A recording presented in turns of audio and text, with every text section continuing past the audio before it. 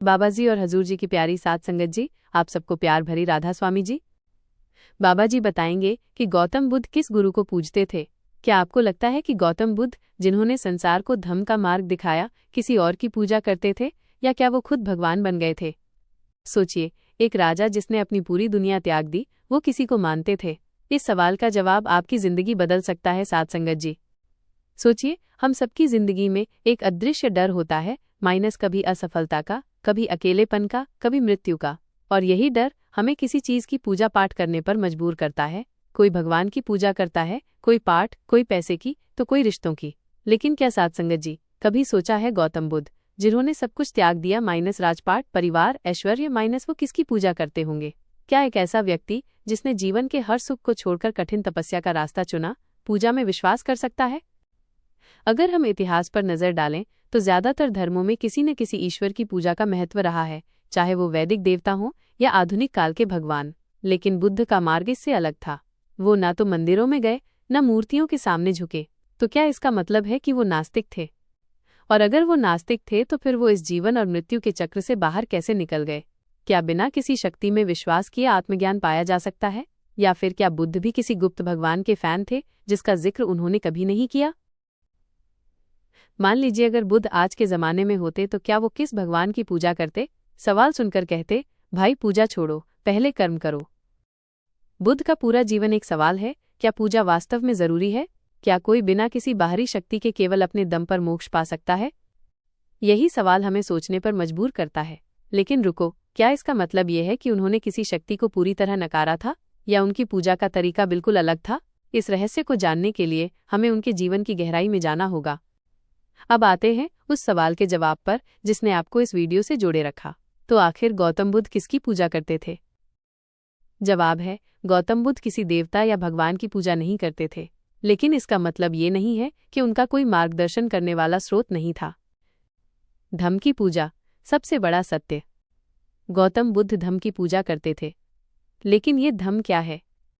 धम्म का अर्थ है जीवन का शाश्वत नियम जो इस ब्रह्मांड को चलाता है। ये सत्य, करुणा और नैतिकता का मार्ग है। बुद्ध कहते थे कि जो इस धम्म का पालन करता है वही अपने जीवन को सच्चे अर्थों में जीता है। धम्म के प्रति उनकी श्रद्धा इतनी गहरी थी कि उन्होंने किसी भी बाहरी शक्ति की आवश्यकता नहीं समझी। बुद्ध का मानना था कि हर इंसान के भीतर एक अद्वितीय शक्ति है, हमें इसे पहचानने की जरूरत है। उन्होंने कहा था, अब दीपो भव, स्वयं दीपक बनो। इसका मतलब है कि खुद को ज्ञान और सत्य का स्रोत माने, न कि बाहरी पूजा में उलझें। क्या इसका मतलब है कि बुद्ध नास्तिक थे? अब एक सवाल आपके मन में आ सकता है, क्या बुद्ध ईश्वर को नहीं मानते थे? क्या वो नास्तिक थे? जवाब थोड़ा पेचीदा है। बुद्ध ने कभी भगवान के अस्तित्व को पूरी तरह नकारा नहीं, लेकिन वो कहते थे कि भगवान से ज्यादा महत्वपूर्ण है आपका कर्म। अगर आप खुद सही कर्म करेंगे तो किसी ईश्वर को खुश करने की जरूरत नहीं। लेकिन यहाँ एक और सवाल उठता है, अगर बुद्ध ने किसी भगवान या मूर्ति की पूजा नहीं की तो क्या उन्होंने किसी भी तरह की प्रार्थना की? क्या उनके पास कोई ध्यान का मंत्र था जिसे वो दोहराते थे? ये जानना जरूरी है, क्योंकि यहीं छिपा है उनका असल संदेश। ध्यान और प्रार्थना का गहरा अर्थ। बुद्ध ने प्रार्थना को एक नए तरीके से परिभाषित किया। उनके लिए प्रार्थना का मतलब था अपने मन को शांत करना, ध्यान में लीन होना और अपनी चेतना के स्तर को ऊंचा उठाना। वो किसी बाहरी शक्ति के आगे झुकने के बजाय अपनी आत्मा को पहचानने की प्रक्रिया में विश्वास करते थे। तो ये कहना गलत नहीं होगा कि बुद्ध किसी भगवान के संगीत है, कि पूजा किसी मूर्ति, स्थान या देवता की नहीं, बल्कि उस सत्य और शक्ति की करनी चाहिए जो हमारे भीतर मौजूद है। यही उनके धम्म की पूजा है। और अगर हम इस सत्य को समझ लें तो जीवन के सारे बंधन टूट सकते हैं। लेकिन रुको, अगर उन्होंने अपनी आत्मा और धम्म की पूजा की तो क्या इसका मतलब ये है कि किसी और की मदद के बिना केवल ध्यान और सत्य के मार्ग से आत्मज्ञान पाया जा सकता है? इस सवाल का जवाब हमारे जीवन के लिए क्रांतिकारी हो सकता है। अब तक आपने जाना कि गौतम बुद्ध किसी देवता या भगवान की पूजा नहीं करते थे। उन्होंने धम्म यानी सत्य, नैतिकता और जीवन के शाश्वत नियमों को अपना मार्गदर्शक बनाया। लेकिन यहाँ सवाल उठता है, धम्म को मानने और आत्मज्ञान प्राप्त करने का मतलब क्या है, और इसका गहरा अर्थ क्या है? बुद्ध कहते थे, आपकी मुक्ति आपके ही हाथों में है, कोई और आकर आपको मुक्त नहीं करेगा। इसका मतलब है कि हर इंसान के पास अपने जीवन को बेहतर बनाने और दुखों से बाहर निकलने की शक्ति है। लेकिन ये शक्ति केवल उन लोगों के पास है जो खुद पर काम करने को तैयार हैं।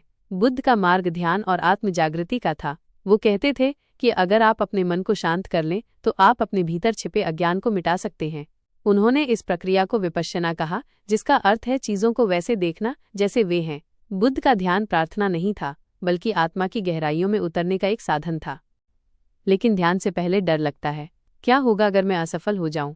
क्या होगा अगर मैं अपना सच्चा स्वरूप न देख पाऊं? ये डर हर इंसान को रोकता है, और यही डर हमें मूर्तियों और देवी देवताओं की पूजा करने पर मजबूर करता है। बुद्ध ने इस निर्भरता को तोड़ने की बात कही। उन्होंने कहा कि बाहरी पूजा आपको किसी भी प्रकार की स्थायी शांति नहीं दे सकती। उन्होंने लोगों से कहा, अपने कर्मों को सही करो, अपनी नैतिकता को मजबूत बनाओ। यही असली पूजा है। उनका जीवन एक उदाहरण है कि कैसे बिना किसी देवता या बाहरी सहारे के केवल अपने प्रयासों से मोक्ष पाया जा सकता है। अब दीपो भव है, स्वयं दीपक बनो।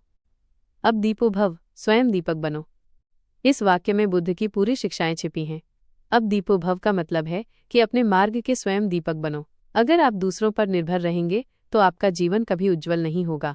ध्यान और आत्मज्ञान की प्रक्रिया आपको अपने भीतर की रोशनी तक ले जाती है। मध्यम मार्ग। बिल्कुल, बुद्ध का रास्ता आसान नहीं था। उन्होंने 6 साल तक घोर तपस्या की, भोजन त्यागा और हर प्रकार की कठिनाई झेली। लेकिन आखिरकार उन्होंने ये समझा कि आत्मज्ञान का मार्ग मध्यम मार्ग है, ना तो बहुत कठोर और ना ही बहुत सरल। अब सोचिए, अगर बुद्ध ने इतना संघर्ष किया तो क्या हम अपनी छोटी छोटी मुश्किलों के आगे हार मान सकते हैं? बुद्ध का संदेश यही था कि जीवन में स्थायी खुशी पाने के लिए हमें अपने भीतर की शक्ति को जगाना होगा। धम्म, एक प्रकार का विज्ञान। बुद्ध के अनुसार धम्म सिर्फ आध्यात्मिक मार्ग नहीं बल्कि एक प्रकार का विज्ञान है। इसमें 4 आर्य सत्य और अष्टांगिक मार्ग जैसे नियम हैं जो आपके जीवन को एक नई दिशा दे सकते हैं। ये नियम बताते हैं कि जीवन का हर दुख, हर समस्या हमारे अज्ञान और गलतियों का परिणाम है। अगर हम इन्हें समझ लें और सही मार्ग पर चलें तो मोक्ष संभव है। और अगर आपको ये धम्म थोड़ा जटिल लग रहा है तो बस इसे ऐसे समझ लीजिए, बुद्ध का वाईफाई पासवर्ड है। कर्म करो और सच्चाई को गले लगाओ। बुद्ध का सबसे बड़ा संदेश यही था कि जो सत्य आप बाहर खोज रहे हैं वो आपके भीतर ही है।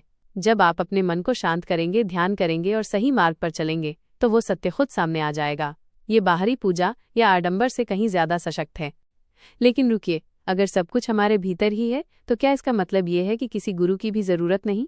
क्या हमें पूरी तरह अकेले अपने मार्ग पर चलना चाहिए या फिर किसी मार्गदर्शक का सहारा लेना चाहिए? इसका जवाब आपको अंत में मिलेगा। आज की इस यात्रा से हमें क्या सीखने को मिलता है? गौतम बुद्ध ने हमें सिखाया कि किसी बाहरी चीज की पूजा करने की बजाय हमें अपने भीतर की सच्चाई को समझना चाहिए। तो अगली बार जब भी आप किसी मुश्किल में हो तो पूछिए, क्या आप धम्म का पालन कर रहे हैं? अपने कर्मों को सही रखिए और देखिए कैसे जीवन बदलता है। अगर आपको ये कहानी प्रेरणादायक लगी तो इसे चैनल को लाइक और सब्सक्राइब करें। दीजिए राधा स्वामी जी।